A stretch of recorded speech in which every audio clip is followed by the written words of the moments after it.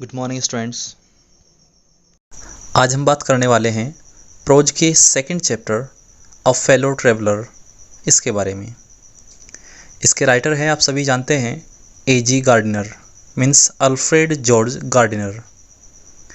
ये 1865 में जो है पैदा हुए थे और 1946 में इनकी मृत्यु हो गई थी।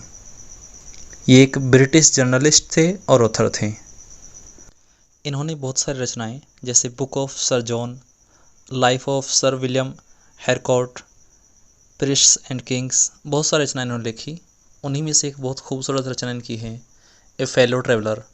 तो आज हम इसी के बारे में बात करने वाले हैं। पहले पार्ट को थोड़ा सा समराइज कर लेते हैं ताकि आपको जानने में आसानी हो।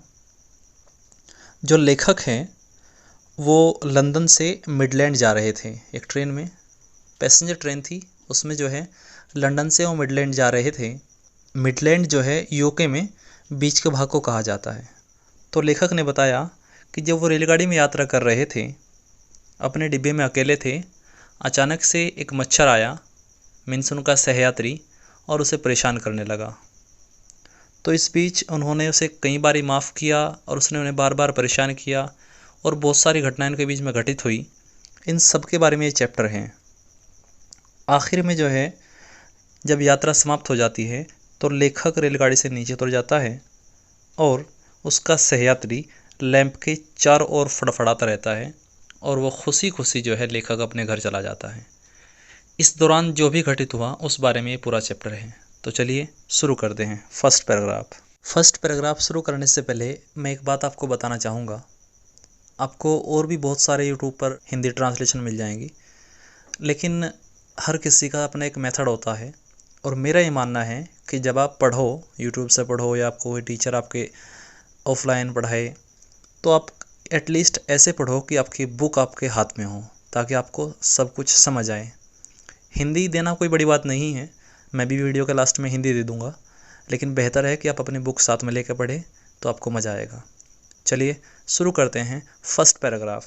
आई डो नॉट नो, मैं नहीं जानता, which of us got into the carriage first. Carriage होता है रेल का डिब्बा, यानी कि लेखक कह रहा है मैं नहीं जानता कि हम में से कौन पहले डिब्बे में चढ़ा था। जो रेल का डिब्बा था उसमें पहले कौन चढ़ा था उसे ज्ञात नहीं था। फिर क्या कह रहा है, इंडीड, वास्तव में, आई डिड नॉट नो, मैं नहीं जानता था, ही वॉज इन, कि वो अंदर था, द कैरेज, डिब्बे में, at all for some time, कुछ समय पहले से ही। और वास्तव में मुझे नहीं पता था कि कुछ समय पहले से ही वो इस डिब्बे में था, गाड़ी में था। It was the last train, और ये आखिरी ट्रेन थी, फ्रॉम लंदन, लंदन से, to a midland town, midland town की ओर। मीन्स लंदन से मिडलैंड टाउन की ओर जाने वाली ये अंतिम ट्रेन थी, अंतिम गाड़ी थी। मैंने आपको बताया जो मध्यवर्ती क्षेत्र होते थे उनको मिडलैंड कहा जाता है यूके में। ठीक है, आगे देखिए। अ स्टॉपिंग ट्रेन, एक रुक रुक कर चलने वाली ट्रेन। ठीक है। एन इनफिनाइटली लीजरली ट्रेन, और बहुत धीमी चलने वाली train. One of those trains, उन ट्रेनों में से थी, which give you an understanding eternity. Eternity होती है अनंत काल, यानी कि एक ऐसी ट्रेनों में से ये थी जो अनंत काल का आपको अनुभव करा दे, यानी कि इतना समय इतना लगा देती थी कि जिसका अंत दिखाई ना देता हो। इट वॉज टॉलरेबली फुल, और ये पूर्णतया भरी हुई थी। व्हेन इट स्टार्टेड, जब ये शुरू हुई। मीन्स क्या कह रहा है कि जब ये चली तो ये पर्याप्त रूप से काफ़ी भरी हुई थी। But as we stopped at the suburban stations, लेकिन ज्यों ही ये उपनगरीय स्टेशनों पर रुकती थी, द ट्रेवलर्स अलाइटेड, यात्री उतरते थे, इन वंस एंड टूज, एक एक या दो दो, मीन्स एक या दो यात्री उतर जाते थे। And by the time we had left the outer ring of London behind, I was alone, और rather I thought I was alone. Means क्या कह रहा है कि जैसे ही हम लंदन के बाहरी क्षेत्र से आगे बढ़े तब डिब्बे में मैं अकेला ही था, या फिर मुझे इस बात का एहसास था कि मैं अकेला हूँ। मीन्स पक्का नहीं पता था उसको। सेकंड पैराग्राफ देखिए। There is a pleasant sense of freedom. Pleasant होता है सुखद, एक सुखद एहसास था, सुखद अनुभव था आज़ादी का, about being alone in a carriage that is jolting noisily through the night, यानी कि रात में शोर मचाती हुई और जॉल्टिंग झटके देने वाली रेलगाड़ी में अकेले यात्रा करना स्वतंत्रता का, आज़ादी का सुखद अनुभव है, ये कह रहा है वो। It is liberty and unrestraint in a very agreeable form. Liberty आज़ादी होती है, अनरेस्ट्रेंट होता है आपका अनियंत्रित, और एग्रीबल, जो एग्रीबल आपका है वो प्लेजेंट का ही सिनोनिम है, मीन्स सुखद। यानी वो कह रहा है कि यह सुखद रूप में असीमित स्वतंत्रता है। अनियंत्रित मीन्स असीमित। Okay, you can do anything, तुम कुछ भी कर सकते हो, यू लाइक, जो तुम्हें पसंद हो, यानी कि तुम अपनी इच्छा अनुसार कोई भी कार्य कर सकते हो। यू कैन टॉक, तुम बातें कर सकते हो, टू योर सेल्फ, स्वयं से, as loud as you please, जितनी कि तुम खुश हो सको, मीन्स इतनी ज़ोर से तुम खुद से बातें कर सकते हो। And no one will hear you, और कोई भी तुम्हें नहीं सुनेगा, मीन्स कोई भी तुम्हारी आवाज़ को नहीं सुनेगा। यानी कि कहना क्या चाह रहा है वो, कि तुम अपने आप से जितनी ज़ोर से बातें करना चाहते हो कर सकते हो, कोई तुम्हें नहीं सुन सकेगा। You can have the argument out with Jones, और तुम जॉन के साथ तर्क वितर्क कर सकते हो। आर्गूमेंट, वाद विवाद या तर्क वितर्क। जॉन्स यहाँ पे जो दिया हुआ है वो काल्पनिक नाम है, कुछ भी हो सकता था यहाँ पे, कल्लू बल्लू चल्लू, ठीक है। You can have that argument, और तुम तर्क वितर्क कर सकते हो विद जॉन्स, जॉन के साथ, ठीक है, जॉन्स के साथ भी तुम तर्क वितर्क कर सकते हो। And roll him triumphantly in the dust without fear of a counter stroke. Triumphantly क्या होता है, सफलतापूर्वक, in the dust without fear, बिना डर के, ऑफ काउंटर स्ट्रोक, जवाबी हमला। काउंटर स्ट्रोक, जवाबी हमला, याद रखिएगा, अच्छा वर्ड है, ठीक है। काउंटर स्ट्रोक का अगर आपसे कोई सिनोनिम पूछने लगे तो आप बोल सकते हो अटैक इन रिप्लाई। ओके, चलिए, तो कह रहा है तुम जॉन्स से तर्क वितर्क कर सकते हो, और तुम्हें इस बात की भी दिक्कत नहीं है, इस बात का भी भय नहीं है कि कोई विरोधी तुम पर प्रहार करेगा, मीन्स जवाबी हमला करेगा, और सफलतापूर्वक तुम उसे धूल में लिटा सकते हो। फिर क्या कह रहा है, you can stand on your head, तुम अपने सिर पर खड़े हो सकते हो, ठीक है। And no one will see you, और कोई तुम्हें नहीं देखेगा। यू कैन सिंग, तुम गा सकते हो, और डांस या नाच सकते हो, ठीक है, चल छैया छैया मजाक कर रहा हूँ। ए टू स्टेप, एक या दो स्टेप, ठीक है, तुम अपने सिर के बल खड़े हो सकते हो और कोई तुम्हें इस अवस्था में नहीं देख सकेगा। फिर क्या कह रहा है, यू कैन सिंग और डांस ए टू स्टेप और प्रैक्टिस अ गोल्फ स्ट्रोक। क्या कह रहा है कि तुम बिना किसी बाधा के गा सकते हो, दो कदम नाच भी सकते हो, या गोल्फ के प्रहार का अभ्यास कर सकते हो, और प्ले मार्बल्स या कंचे खेल सकते हो ऑन द फ्लोर, फर्श पर, विदाउट लेट और हिंड्रेंस, बिना किसी बाधा के। लेट और हिंड्रेंस, बाधा, ऑब्स्ट्रक्शन, ठीक है। क्या कह रहा है कि तुम बिना किसी बाधा के गा सकते हो, या दो कदम नाच सकते हो, या गोल्फ के प्रहार से, गोल्फ का प्रहार का अभ्यास कर सकते हो, और या फर्श पर कंचे खेल सकते हो, यानी कि पूरी तरह आज़ाद हो। You can open the window और शट, तुम खिड़की खोल सकते हो या बंद कर सकते हो। It without provoking A protest, provoking A protest होता है क्रिएटिंग अपोजिशन, मीन्स विरोध उत्पन्न करना, यानी कि किसी व्यक्ति का विरोध करने के बिना भी तुम खिड़की खोल या बंद कर सकते हो, अर्थात कोई तुम्हारा विरोध नहीं करेगा। यू कैन ओपन, तुम खोल सकते हो, बोथ विंडोज, दोनों खिड़कियाँ, और शट बोथ, या दोनों को बंद कर सकते हो। तुम दोनों खिड़कियों को खोल सकते हो या बंद कर सकते हो, और कोई तुम्हारा विरोध नहीं करेगा। इंडीड, वास्तव में, you can go on opening them and shutting them as a sort of festival of freedom.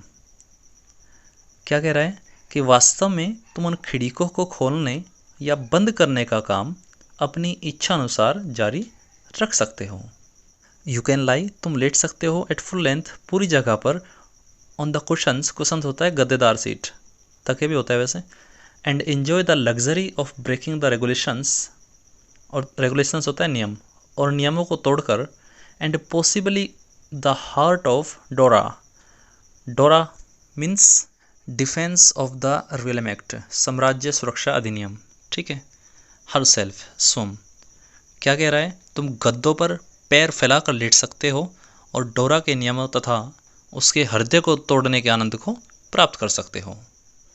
आगे देखिए, ओनली डोरा will not know that her heart is broken. केवल डोरा को पता भी न चलेगा कि उसका हृदय तोड़ा जा रहा है।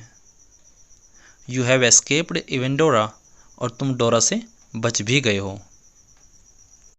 थर्ड पैराग्राफ देखिए क्या कह रहा है। ऑन दिस नाइट, इस रात, I did not do any of these things, मैंने इन कार्यों में से कोई भी कार्य नहीं किया।